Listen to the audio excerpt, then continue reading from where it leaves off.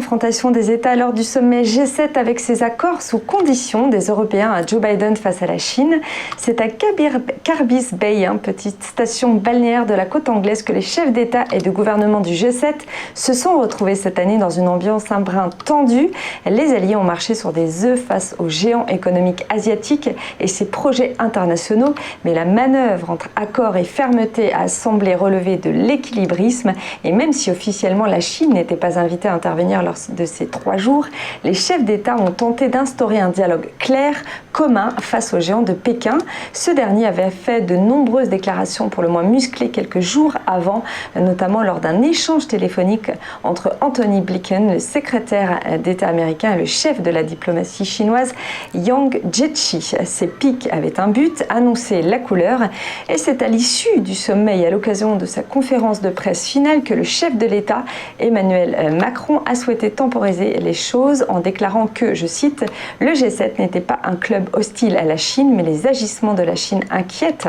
la démocratie occidentale et le Japon, et les accords pris lors du sommet pourraient énerver quelque peu les autorités chinoises, comme cet appel des leaders du G7 à respecter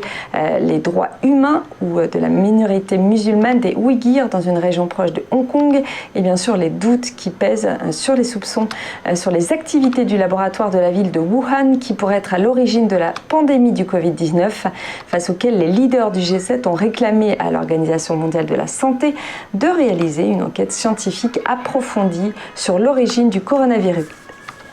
Le secteur de la construction à l'origine de la reprise de l'emploi, avec ce chiffre, 86 000 emplois créés de janvier à mars, et ce malgré le retour du PIB. C'est donc dans le secteur du bâtiment qui fait office de catalyseur sur la reprise du marché de l'emploi en France, un bond significatif qui permet à ce secteur d'atteindre les 25,3 millions selon l'INSEE pour le premier trimestre rendu public jeudi dernier. Hausse donc surtout constatée dans le secteur privé alors que la fonction publique a accusé un léger retrait, moins 2,700.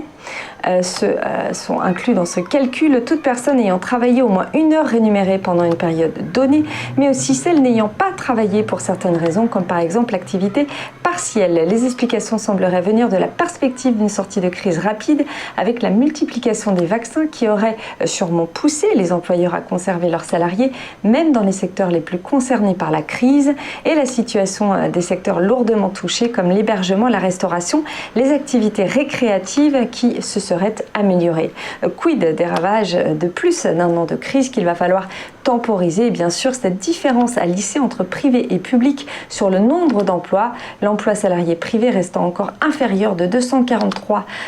400 à son niveau d'alors, hors construction qui avait gagné 51 000 postes face à l'augmentation de l'emploi public qui lui a augmenté de 33,60 salariés. Et en France, cette étude qui a révélé qu'un salarié sur 5 déclare avoir été victime de discrimination à l'embauche. C'est lors d'un sondage IFOP pour le site d'emploi Météo-Job publié jeudi dernier que plus de 21% des salariés sondés ont déclaré avoir subi une discrimination à l'embauche. Les plus touchés semblent les femmes, les moins de 30 ans et les catégories les moins aisées. En 20 ans, ce chiffre a presque doublé, passant de 12% en 2001 à 21% en 2021. Pour réaliser cette enquête, l'Institut d'opinion publique a interrogé près de 4000 salariés selon des critères représentatifs de la population salariée française comme le sexe, l'âge, la profession mais aussi la commune de résidence. Et c'est via un questionnaire en ligne que les sondés ont pu en toute liberté répondre aux questions. Il en ressort donc une grande disparité entre les deux sexes, entre femmes et hommes, et des discriminations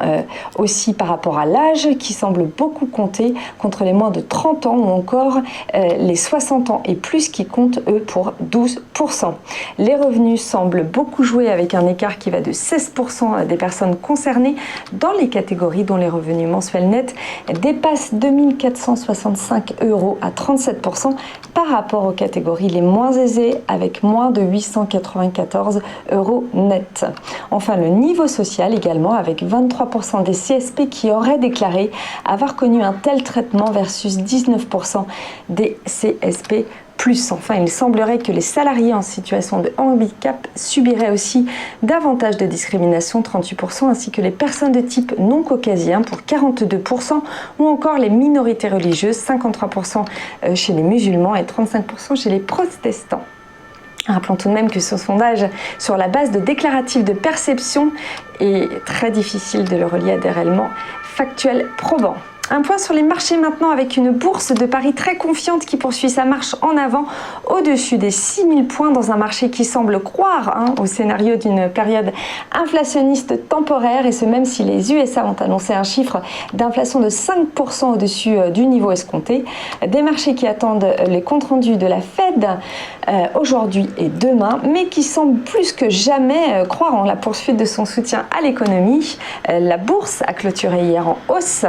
plus 0,24% et a atteint de nouveaux sommets tirés par cet optimisme. L'indice français CAC 40 a pris 15,69 points à 6615,35 points, un nouveau record depuis le 14 septembre 2000. À noter que ce sont les valeurs technologiques